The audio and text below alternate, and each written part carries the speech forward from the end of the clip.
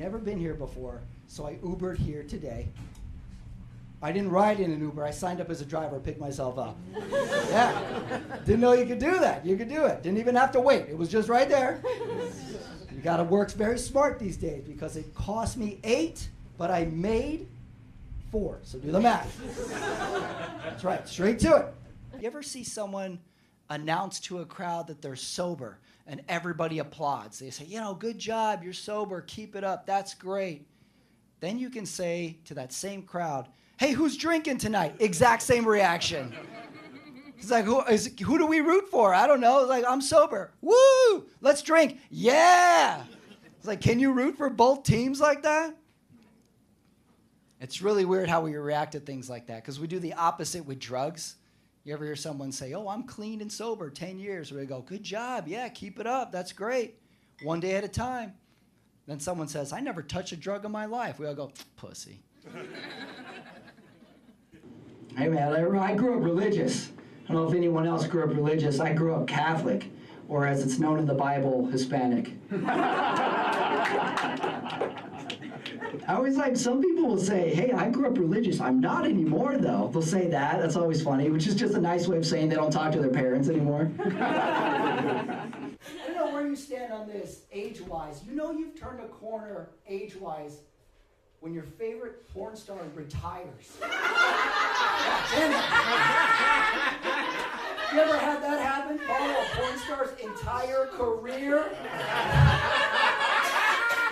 From rookie to veteran? I never thought I would say this. Porn star retired, I was like, wish you the best of luck. That's how you can tell a dude's age. You just ask him, what's your favorite porn star do? He'll go, she does ads for Herbalife on Instagram. 41. 41 years old for you. I used to deliver for Postmates, and by used to, I mean I currently do. Have you ever had to hide your brokenness from somebody? Yeah, I heard a bunch of my friends talking, and they were speaking about, they were like, I remember my first job I ever had, worked all summer long, woke up early, 3 months hard work. At the end of that summer, I had $500. Now, that was a lot of money back then. And in my head, I was like, that's a lot of money right now. Is that company still around? These people do not know what I would do for $11. I'm smart, though. I'm self-employed. Self-employed for the last 3 years. But when it doesn't go so well, I just tell everybody I work at a nonprofit. I make up phony titles for myself. Like, yeah, they just promoted me. I'm the director of internal struggles now. That's how I roll. So I worked at one store that never fired anybody. All it would do would slowly take you off the schedule. Have you ever had one of those jobs? Doesn't fire anybody, just a little bit less every week, just like in a chokehold of retail. It's like a little less, you're going to do 6 hours this week. There would be one guy in my store who never understood what was going on, either. For like 6 years, he would just come in and be like, what's up, guys? Look at the schedule. Oh, I'm off today. So long, suckers. You guys got to work. I'm off. 3-day weekend for me.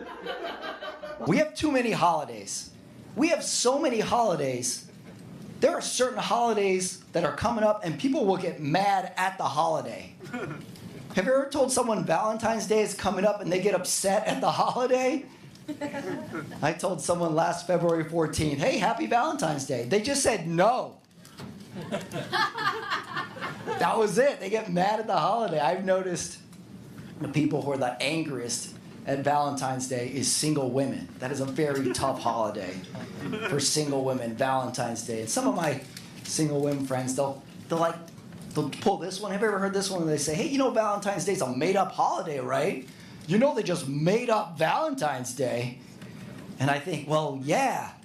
Didn't we make up all the holidays? It's not like the earth came with Groundhog Day. I had this girlfriend once. That's it. I just like to say it to a group of people. Had this girlfriend, and we broke up, but, it was tough. It was very tough because we were a mixed race couple. I'm Hispanic. She shopped at Trader Joe's. It wasn't going to work out. Too difficult. I was on all the apps before. I was on Bumble. You guys know Bumble? That's the one where you match and the girl never messages you. It's cool. It's cool tech. I was on there and I still read all the profiles, and I would notice a lot of women on there would write that they were sapiosexual. I had never heard that term before. So I looked it up, and it turns out someone who is sapiosexual is someone who's attracted to intelligence. And then I kept reading, and it said, if you have to look this up, you ain't it, buddy. And then one of my friends heard me tell that story. He's like, Pat, it's not pronounced sapiosexual, right? It's pronounced sapiosexual. It's like, oh, great, I'm dumb twice in this story. Hello, Burbank. Hello, West Coast. Are there any Republicans in the house tonight? Sorry, I'll rephrase the question. Is anybody visiting from out of town? Yeah? Every time, someone is always like, I never realized this about myself as I've gotten older. I have very traditional values. I never knew this about myself. I'm a little surprised. I've never been married, but I always wanted to be, because I always wanted to have a family. And I want kids, and I already know right now I want one of each. One boy, one girl, one gay one. Old school. Yeah. It's just how I was raised. Our age is so important to us. You think about it, it's so important to us. You ever hear someone say to you something like they had a birthday, and then they just tell you all the things they can't do anymore? Like, oh, had a birthday, can't go jogging, can't stay out late, spicy food, At some point, they'll put it on YouTube. They're like, you'll see. And then they'll tell you their age, and they're actually younger than you. Like, hey, I don't think you're getting old. I think you just lived wrong. I saw a headline today that I reacted to. I saw a headline that said, the city has rezoned its streets, and you can now get a parking ticket even if the parking meter isn't installed yet. LA is back, everybody. We did it. Woo, we made it. We turned the corner on that one. A couple forest fires, we'll be there. I feel like I can breathe again. I love seeing people out. It makes me feel better when everybody's out having a good time. Then I thought this is really weird. You ever see someone announce to a crowd that they're sober and everybody applauds? They say, good job, you're sober, keep it up, that's great. Then you can say to that same crowd, hey, who's drinking tonight? Exact same reaction. It's like, who do we root for? I don't know. It's like, I'm sober. Woo! Let's drink. Yeah! It's like, can you root for both teams like that? It's really weird how we react to things like that, because we do the opposite with drugs. You ever hear someone say, oh, I'm clean and sober, 10 years. We go, good job. Yeah, keep it up. That's great. One day at a time. Then someone says, I never touched a drug in my life. We all go, pussy. I have sober friends now. I don't know when that started. Like, sober friends. We all have them. I'm up to my fourth one. How do I know my friends are sober? Certainly wasn't from me asking them. He'll let you know, man. You're like, hey, dude, sober. It's like, I asked what time it is. It's like, is it raining out? Sober. They'll let you know. You know what? A big part about getting sober is hitting rock bottom. That is a big deal. They always say, like, oh, like when you hit rock bottom, that's when you change. You got to hit rock bottom to make a change. Here's the thing about that. If you say you hit rock bottom, you better hope you're right. It's like, did you hit rock bottom, or was it just a long day? And it's always the biggest deal. Like, no one ever says, like, did you hit rock bottom? Nah. And go way further. I'm ambitious. I grew up in Texas, and there's a lot of misconceptions about Texas. I feel like I have to explain what that state is to a lot of people. A lot of people don't know, though, that some of the nicest, warmest people live in Texas. Everybody says, oh, there's nice people in my hometown. But Texas, nicest, warmest people, so nice, they'll give you the gun off their back. They'll do it. I was out somewhere, and they're like, where's your gun? Oh, I left it at home. Kitty, go to your purse. Get him my gun. He looks cold. They're like, there you go, son. You look better with that gun. That's my church gun. That's a good gun. I've moved around a lot, too. Lived in a lot of cities. I don't know about you, but you always know you live in a crap city when someone asks you where you live, and you just list the distance it is from a major city. You're in Dallas, where do you live? 7 miles outside of Dallas, just right there. Right there, outside of Dallas, just right outside of it. You know, San Francisco, 35 miles over the hill, take a bus, under a fence right there. The harder it is to get to the place, the easier you gotta make it sound too. It's like, oh, we just drive there, we take a Southwest flight, bring a compass, you're right there. I do it too. My friend asked me, he's like, are you still in LA? I was like, oh yeah, 275 miles east, just right there. He was like, 275 miles? Dude, isn't that Nevada? I was like, yeah, we call it that. It's a local thing. Go Rams, you know. I have a very confusing ethnicity too. You know, you look at me, I could be a couple of different things. People like to guess my ethnicity. I don't know if you're like this. People like to guess my ethnicity and will always be an exotic guess too. They'll be like, wait, hold on. Nope, I'm good at this. Let me guess. I'm like a human game of blackjack or something. They're like, I'll stay. Their guesses will always be exotic. They'll be like, oh, are you Italian? Are you Mediterranean? Are you Greek? Are you Greek? And I'll tell them, I'm Mexican. And they'll go, oh.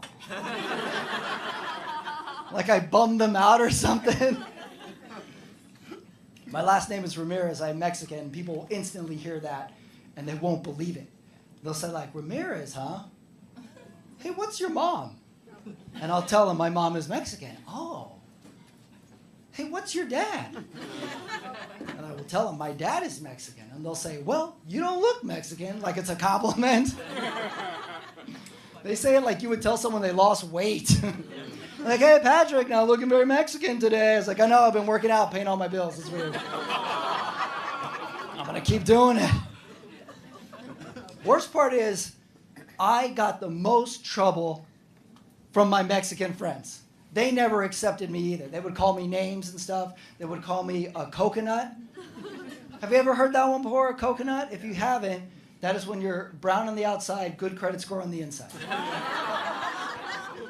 It's very derogatory. The world moves fast, too. Everything is evolving. And I have to say, what I've noticed in my life, I've never seen so much progress in the world of pornography. There's too many categories. Too many. There is something for everybody. I don't like that. When I was coming up, there was 3. Gay, straight, and weird. That was it. You chose one, you stuck with it. That was all you had. I found one I like. I'm into fantasy porn. You know the kind where the girl returns the text? It's cool. It's cool. I watched one where the guy wrote, how are you? And the girl wrote back, fine, how are you? I was like, whoa, I don't believe it, but I'll watch it. There are so many categories. There's so many things. There's VR porn now. I don't know if you've seen VR porn. It's really advanced. You get to wear the goggles. You look like a horny jeweler with carpal tunnel syndrome walking around.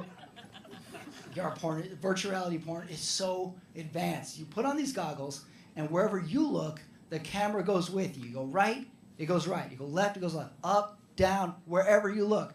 All your point of view. The funny part is, if you're poor, you end up just trying to look at how nice the house is they're fucking in. You're like, is that a marble counter? This girl's ass is in the way. I want to see if those are balcony doors or not. I watched one where the guy did the move where he picks the girl up. I was like, woo, take her to the entry hall. I want to see the crowd moving. I was like, you guys go ahead. I'm going to take a walk around. I'm going to look around. So look at my search history. It's 2 girls, 2 baths. People are into such weird stuff. And I found this out. Did you know that yoga pants, glasses, middle-aged porn is the most searched category on 2 out of every 3 of my computers? What the hell? People are weird. This is how I learned comedy is really difficult these days. People are very sensitive. You have to explain comedy a lot of times. I was talking to a girl 2 days ago, and we're having a great conversation, and I was thinking, hey, this is going great. I'm going to ask this girl out on a date. So I did, and she said, what do you do? I said, oh, I'm a comedian. She says, uh-oh. Uh-oh, no. Oh, no. I don't think I could ever date anyone who makes their living as a comedian. And I said, oh, yeah? Well, the joke's on you, because I don't make a living at it. Who's dumb now? That's right. I'm 2 years away from being 2 years away from something. Excuse me, my Uber's here. Thank you guys so much. I'm Patrick.